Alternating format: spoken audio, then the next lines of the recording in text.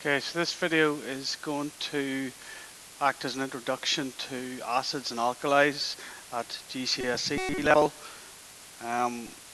So we're going to have a look at, first of all, really what acids and alkalis are and indicators. So how do we tell whether something is an acid or alkali? We're going to have a look at the pH scale,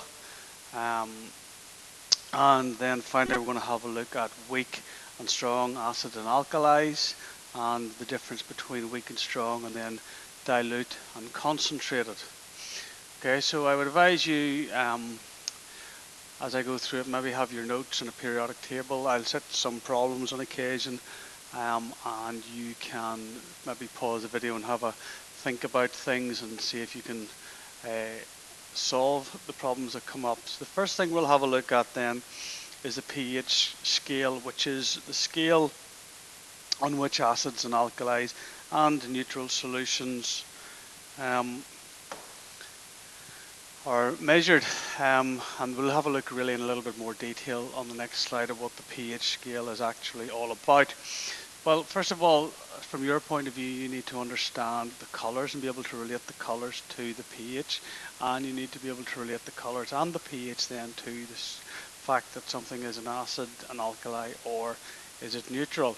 So we can see here that the general rule of thumb is that acids have low pHs and strong acids have pHs between 0 and 3.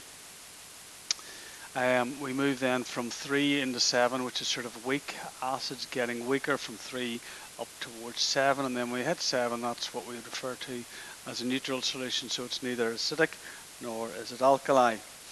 We move then into our alkalis, and we find weak alkalis from about 7 to in around 11. Obviously there's a sort of a smooth transition from weak to strong, and then our strong ones, which are this sort of dark blue and purple colour, are the sort of 11 up to 14 are our strong alkalis. So you need to be aware of that. Okay, so we need to know sort of a few examples of each alkali. So there's a variety of them here, there's a variety of them in your notes. So just make sure that if the examiner asks you to name a strong acid, strong alkali, weak acid, or weak alkali, that you can give them a couple of examples.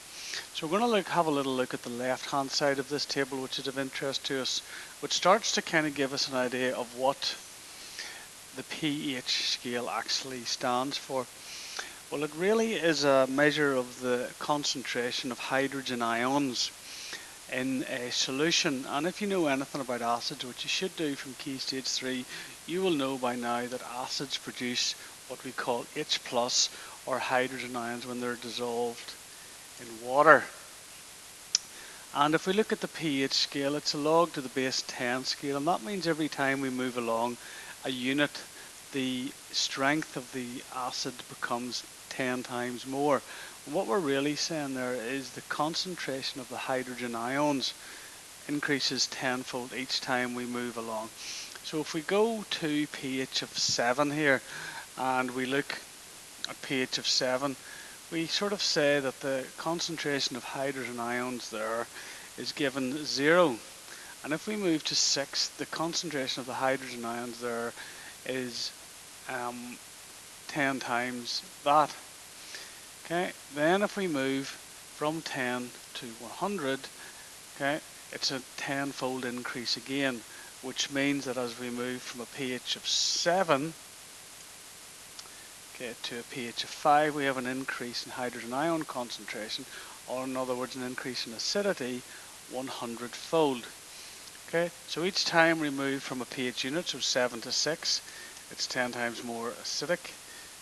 In other words, there's 10 times more hydrogen ions. 6 to 5, 10 times, and then as we move from 7 to 5, etc., that is 10 times the 10, so it's 100 times more acidic. And you can see as we move right down, I'll just clear this, you can see as we move right down from pH 7 then to a solution which will be given pH of 0, it is 10 million times more hydrogen ions dissolved in the water than a pH of 7. Likewise then, as we move right up into the alkaline solutions, you can see that there is a continuous reduction in the concentration of the hydrogen ions from 1/10 to here compared to pH of 7 to 1/100 of pH of 9 compared to a pH of 7. So it's a log to the base 10 scale. In other words, every time we move up or down, we either increase the concentration of hydrogen ions, and therefore the acidity by 10, and likewise if we move up the scale towards the alkaline region, we decrease the concentration of hydrogen ions by a 10-fold factor. So that's what pH stands for. Okay, it's basically the power of hydrogen ions. Okay, so how do we then measure the amount of hydrogen ions and whether something is acidic or whether it is alkaline? Well, we've got 3 indicators that you need to be aware of. What we're going to do here is I'm going to show you 3 YouTube videos which explain this really very well, and you can have a look at the phenolphthalein indicator video. The universal indicator is UI, and then the red and blue litmus. We need to know, first of all, we need to know about these indicators and what colours really they just turn in, either acid, alkali or neutral. And secondly, you need to know their limitations, because whilst we wouldn't have a variety of different indicators if one indicator really did everything for us. So there are certainly limitations, and we'll hopefully talk about those, and you need to be able to describe those limitations with the indicators. So they're not the sort of the holy grail of being able to tell whether something's acid, alkali, or its exact pH. Okay, so we'll have a look at those, and then we'll come back to me whenever they are finished.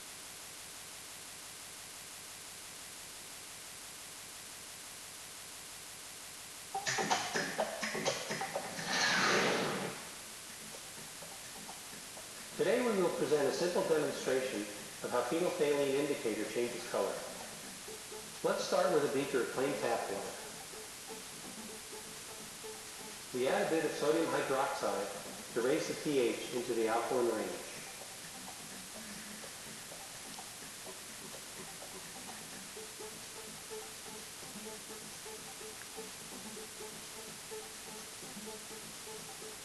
When a few drops of phenolphthalein are added, the solution turns a bright pink.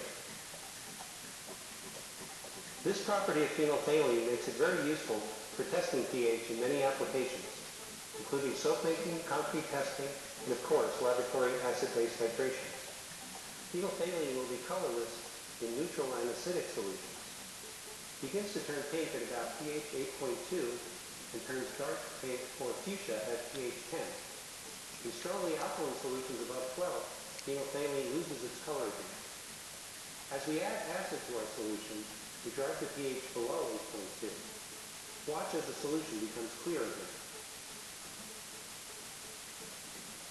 The reaction from pink to clear and back again is completely reversible, making phenolphthalein an ideal pH indicator in the 8.2 to 10 range.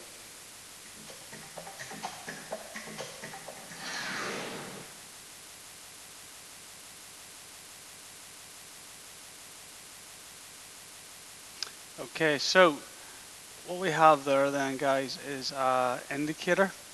Okay, it gives very good color within the whether something is acid, whether it's alkali, and whether it's neutral. But there are some limitations with it, as hopefully you picked up just there now. So we can see quite clearly that when it is above a pH of 8.2, it turns pink, and that is of course in an alkali region. Okay, and below the same pH of 8.2, it is colorless. Okay, but that is not necessarily within an acidic region, because that can be a very weak alkali, it can be neutral, and it can also be acidic. So there are certain limitations to using pH indicator. It gives us a very quick indication something has a pH above 8.2 because it will turn pink, but just the fact that it's colorless doesn't necessarily mean that it's acidic. It just means it has a pH of below 8.2. So we need to be a little bit careful there whenever we're talking about the phenolphthalein. It's generally said in textbooks that it's pink in alkali, colorless in neutral and in acidic, but that's not quite true, as you can hopefully see there. We'll have a look at universal indicator now. Okay, another video from YouTube on universal indicator. So just sit back and have a look at this. For investigation, Femi was using universal indicator. And this is a mix of a number of different indicators, and it's particularly good because of the range of colours it produces. If I put universal indicator in orange juice, it turns slightly red. If I put it into lemon juice, it turns very red. And this means the lemon juice is more acidic than orange juice. Now, if I try these experiments on lots of different substances, I end up with all these colours, from the very red at one end to the very blue at the other end. It's not red, the very acidic, stronger than the dark blue, the very alkaline.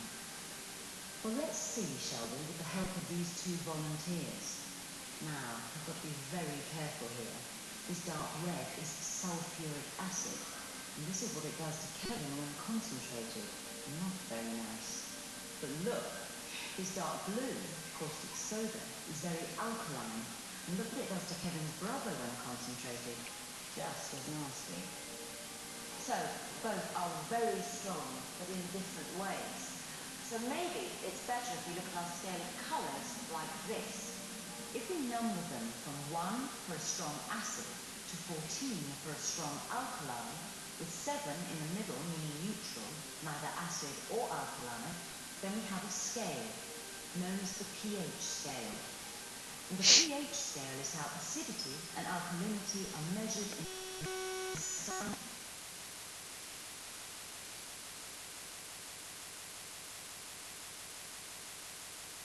So that shows universal indicator quite well, but there are also some drawbacks with universal indicator, and maybe you can see some of them already. The biggest drawback, I suppose, with universal indicator is the very fact that we have to judge it by the human eye. Now, what's the problem with that?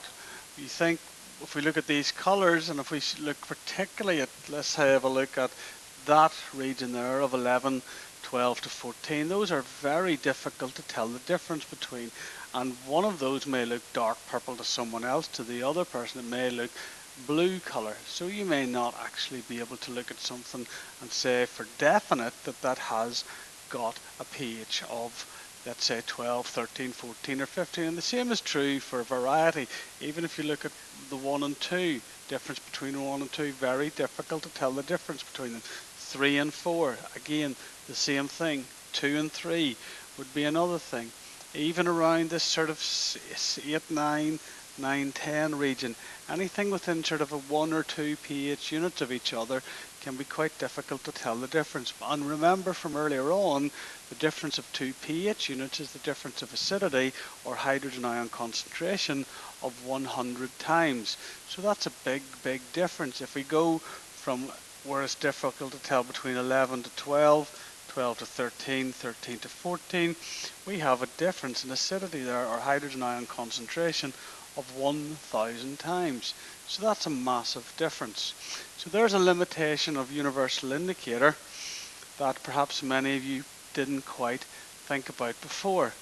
So we're going to go to the next indicator that we need to be aware of, and that is litmus, red and blue litmus, which are two different types of litmus. We're going to have again another look at a YouTube video and see if we can first of all see what colour changes these things produce when placed in acid and alkali, and then what are again the limitations of these.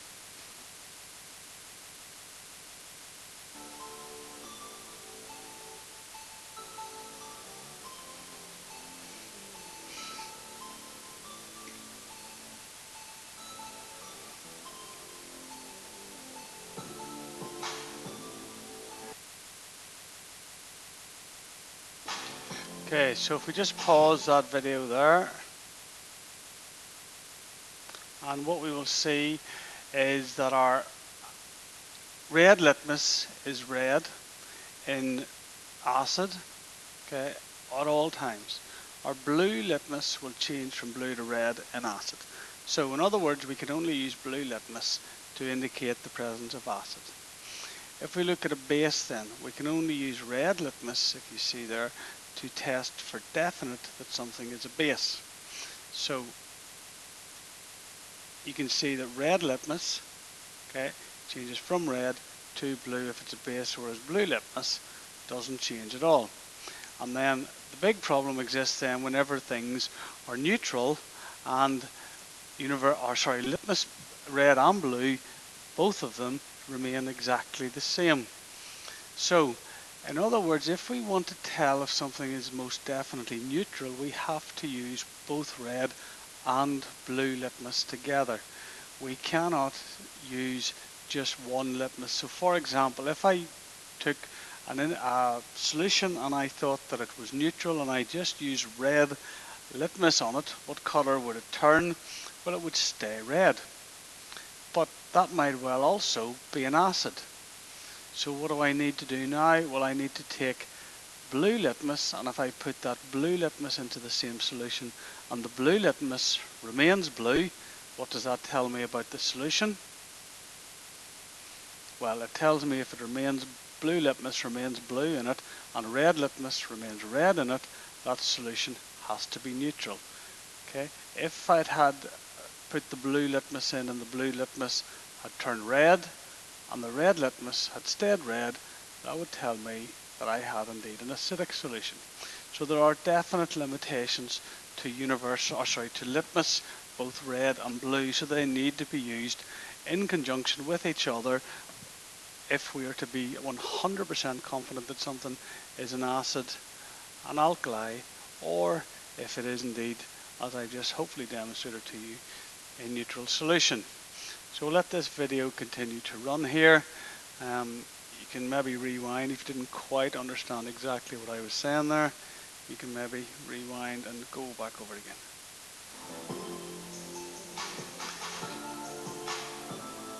So this demonstration should show us this is acetic acid and the red stays red and the blue turns red. So that's definitely an acid. This is hydrochloric acid, and if you look at the hydrochloric acid, the blue went red and the red stayed red, proving that it is definitely an acid.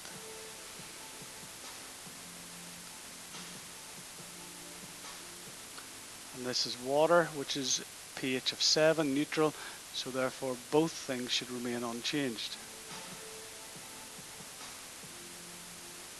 Which is exactly what's happened. And we had to use both indicators. Baking soda, okay, very mildly alkaline. You can see the red just turning a little bit blue, and the blue, of course, stays blue. Okay, so hopefully that will allow us then, guys, to get an appreciation of what those three indicators do, and not more important, but equally importantly, to tell what the limitations of them are. So how do we get over this and these limitations? Well, the thing about those indicators, they're very quick, they're easy, they're simple to use, they're cheap, but they may not give us all the answers that we ideally want. So we can use this thing that's on the screen now, which is a pH meter. Much more expensive, but at the same time much quicker, much more accurate, much cleaner. Okay, can be popped in your pocket if you're out in the field as an environmental chemist, or a chemist who's out testing water, something like that. And you can see very clearly it gives you also a very precise pH. This one's reading to the nearest 100th of a pH unit at 7.12, whereas none of the other indicators could give you anywhere near that quantity of precision. Okay, so what we're going to move into now then is having a look at what we call strong acids. So the difference between strong acids and weak acids. If we look at the pictorial that we have on the board here, hopefully you can see on the left hand side we have a very common lab acid called HCl, which is, of course, you should all recognize as being hydrochloric acid. Okay, and the hydrochloric acid, when we put it into water, aqueous, what happens is that it turns into these hydrogen ions, which we spoke about earlier with regards to the pH scale. We also get the other ion, which is called an anion, which in this instance is the chloride ion, but that's not the important thing. Now, we see written underneath the beaker on the right hand side what we call 100% ionization. And that means every single molecule, okay, I know we've only got 4 of them in this beaker on the left hand side, but every single one of them has broken up or ionized or dissociated, sometimes you will read it as. And what does that mean? Well, that means if you look at the green bond between each of the hydrogens and the chlorines on the left hand side, every single one of those bonds, when you put HCl, hydrogen chloride, into water, breaks. And that makes these things very strong acids. Every single water breaks up and turns into or gives you hydrogen ions. And there's a variety of examples of strong acids that you need to be familiar with. Many of them you will hopefully already be familiar with. So if we look at the very top of hydrogen chloride, which is a gas at room temperature, if we put hydrogen chloride into water, dissolve it into water, change the state symbol to aqueous, we get 100% dissociation, as you can see from the purple 100%, and then we get all the hydrogen ions. And that is an acid, okay, and just to be a little bit spicy about it, it's called a mono meaning one, protic meaning protons. Now we often call hydrogen ions protons, and students very regularly get confused by that. So let's have a look why. Well, a hydrogen atom has got an atomic number of 1 and a mass number of 1, meaning it's 1 proton and it is 1 electron. Now, if it is a H plus ion, that tells me, and you should know this from your ionic bonding, an H plus ion means it has lost an electron. Okay, so it's minus an E minus there. And if you take away your electron from your hydrogen atom, that just leaves you a proton. Hence the reason why hydrogen ions are regularly referred to as protons, and why this acid is monoprotic. That means mono means it gives up 1 proton per molecule. If we look at nitric acid, just over here where the green asterisk is, you'll see that nitric acid is also monoprotic, and it gives up 1 hydrogen ion and what we call a nitrate ion for every molecule. Now, then if we go down to another very strong acid called sulfuric acid, you will see that it has 2 H's in it. Now, I'm just going to show you, I've shown you the 2 equations or 2 dissociation equations, one for nitric acid and one for hydrochloric acid. I'm going to show you a common mistake made when students are asked to write the dissociation equation for sulfuric acid. So if you look at the sulfuric acid, you will see that I have done here H2 and then a positive. So it is incorrect to write H2. The hydrogen ion does not exist as a hydrogen bonded to another hydrogen, which is what H2 implies. It exists, if you see down below along what I'm drawing in now as a green arrow, as 2 H pluses.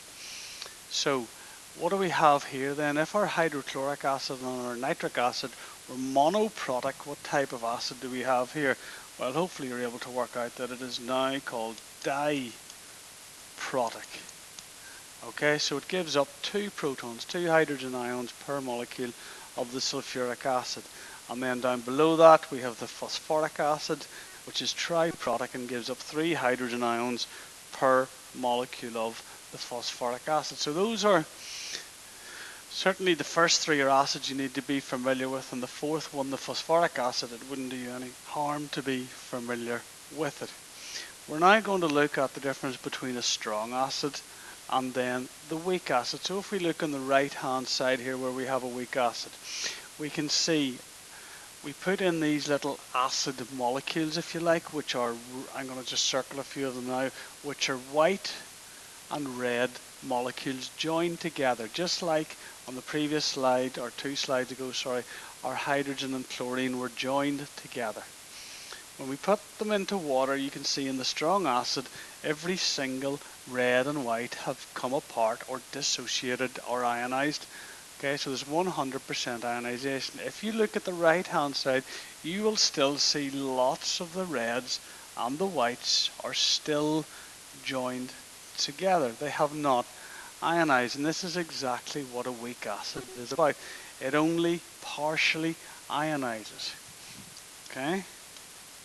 So we only get partially ionizes, and we'll spell it the English way, not with the Z for the American style. And that's what separates strong acids from weak acids, and these are the likes of your carbonic acid, your citric acid, okay, the ethanoic acid, and a lot of these acids you'll see are acids that you eat, that you consume in foods and fruits, or you put onto your foods. So they are weak acids. And if we have a sort of a look at the difference between these in terms of ionization, the acid that I have on the top of your board now is the acid that you put on your fish and chips. Okay, a little molecule called ethanoic acid. Okay, and if you look, I've put a double-headed arrow, and the double-headed arrow up here really just illustrates that the reaction can go forward, but then what we call the ethanoate ion here, okay, and you've met that when you've been writing formula of the ethanoate ion and the hydrogen ion here, well, they can combine, they can react together again and turn back into ethanoic acid. In fact, they're very likely to do that. So, whereas we have hydrochloric acid down below here, and it will 100% ionize to give us lots of chlorides and lots of hydrogen ions. So what I want to do is just to sort of convey this message to you and allow you to come across a little type of a calculation that you may well be asked. If I have ethanoic acid and I have 100,000 molecules of it, and I have the same number of molecules of hydrochloric acid, the question the examiner might ask you is, well, how many molecules, if based on the percentage dissociation or percentage ionization shown on the board, how many molecules of hydrogen ions, or how many hydrogen ions I should say, will you produce? Well, if we look on the right, if only 1% of our molecules of ethanoic acid dissociate, we will only get 1,000 hydrogen ions. Whereas if I have 100,000 molecules of hydrochloric acid and every single one of them dissociate, I will get 100,000 hydrogen ions. The way you have to think about it is there's an imaginary 1 in front of the acids, and each one of those gives the imaginary 1 of those, so it's a 1-to-1 ratio. Okay, but if only 1% of the ethanoic acids dissociate, I'll only get 1,000 of those, whereas with the hydrochloric acid, for the same number of molecules, I'll get 100,000 hydrogen ions. So it's no surprise why hydrochloric acid is referred to as a strong acid, whereas ethanoic acid is referred to as a weak acid. The bottom acid that I have on there is the acid that you get in all acid rain. Okay, it's formed by carbon dioxide dissolving into water, and it's a compound called carbonic acid. Also exists in your fizzy drinks, and again it's a very weak acid. Okay, and it gives you some hydrogen ions, as you can see on the right hand side, and a hydrogen carbonate ion, but it's a very weak acid. Again, doesn't give you a large amount of hydrogen ions. So what about the difference then? We've looked at strong versus weak acids. We're now going to have a look, and hopefully it's come up there well enough for you to see it. We're going to have a look at concentrated acids versus dilute acids, and pretty much always in the lab you'll be working with dilute acids. When you get to AS level chemistry and A level chemistry, you have more of an opportunity to work with concentrated acids, but concentrated acids are really pretty nasty things. So let's have a look. We're going to work out or try and understand the difference between concentrated and dilute, and then apply that to strong and weak as well. And sort of a way to think about concentrated and dilute is to think about your orange juice that you drink whenever you're at home, that diluting orange juice. And is it strong? Okay, is it concentrated or is it dilute? And what makes it concentrated and what makes it dilute? Well, let's look on the left hand side, the very left hand side. We have a concentrated weak acid. Now what does that mean? Concentrated means, if you look in the box, and the box represents, the green box that I have there just represents the volume. we have loads of acid molecules in there and very few other molecules. It would be water molecules we're talking about really. So that's a concentrated acid. Why is it a weak acid? Well, if you look at most of the acid molecules, they're still all joined together, and we only have, if you look at the square greens, two molecules which are actually formed, have hydrogen ions and the A- ion. So only two of our HAs, or weak acid molecules, have dissociated. So hardly any of them have dissociated, so it's a weak acid. If we look at the second box across, box number 2, you'll see that it's a very concentrated acid. Again, you have loads of acid molecules in there. But this time it's a strong acid because all the acid molecules have split up or dissociated into H pluses and A minus. If you look at the next box across, I'm going to just label it box number 3 so you know which one I'm talking about. You'll see that the A minus and the H plus, okay, there's some of them in there, but lots of the HAs, okay, have still kept themselves bonded to each other. But there aren't very many molecules in there. So this is a very dilute acid because there's going to be lots and lots of water floating around and very few acid molecules. So it's a weak acid, but it's dilute because there are very few molecules of it. And if we go to the very right hand side, box number 4, you'll see the same thing again. It's a strong acid because every single HA that would have been in there has broken down into the ions. Okay, so you have a very dilute acid because there are hardly any molecules in it, but it's strong because every single one of them has broken down. So hopefully you understand the difference between concentrated and dilute and weak and strong. We're going to have a quick look then at alkalis, and whilst acids produce H plus ions in solution, alkalis produce these hydroxide ions in solution, or OH minus ions. So there's 3 examples of them. There's the common one that you would use in the lab is sodium hydroxide. You'll use it a lot. The other one is ammonium hydroxide, more commonly referred to in the lab just as ammonia solution. Okay, so let's have a look at what these are all about. And if we look at sodium hydroxide, we will see, and this pictogram probably hasn't come up just as well as I would have hoped, but anyway, let's have a look.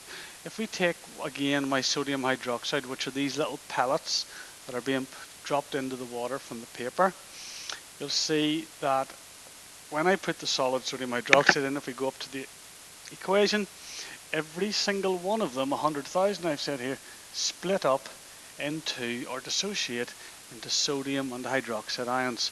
So again, applying the 1-to-1 ratio, which is the numbers in the equation, every 1 sodium hydroxide gives me 1 hydroxide ion. Okay, and this now is called mono basic. Okay, so we get 1 basic hydroxide ion per molecule of sodium hydroxide. So this is a very strong alkali, and it gives you lots and lots of sodium hydroxide, or hydroxide, sorry, when you put them into water, because it 100% ionizes or 100% dissociates. If we then look at a weak alkali, which we have here, and that was one that I spoke about earlier, which was ammonia. And if I take ammonia, which is NH3, you can see at the bottom left hand corner here, ammonia, NH3, and I pop it into water, I will get what's called ammonium hydroxide, which is this compound here, NH4OH. And when it goes into water, if you look at it, it will only very, very partially ionize, about 1%, let's say. So in other words, if I have 100,000 ammonium hydroxide molecules, I only get 1% of that, 1% of 100,000 that is, in other words 1,000 hydroxide ions. So it's a very weak alkali. And what we're saying there is that, sorry, there's a small mistake there, let me just get rid of that please before we go any further. Okay, what we're saying there is that the ammonia, the NH3, sorry, that was correct, excuse me. Okay, that's us now. What we're saying is that the ammonium and the hydroxide ion then can actually combine with each other and turn back into the ammonium hydroxide. Okay, when they turn back, they will also give out the water. Okay, so that's the difference between strong and weak alkalis. Okay guys, that is the end of our video. Hopefully you now have a good appreciation of what acids and alkalis are, how they behave when they're in water, the difference between weak and strong, concentrated, sorry, the difference between strong and weak, and the associated indicators that are on your specification and their uses, and of course their limitations. Okay, so I hope that video helps you in your understanding. There is a second video which will deal with the reactions of acids and alkalis, okay, and really develop on this introduction.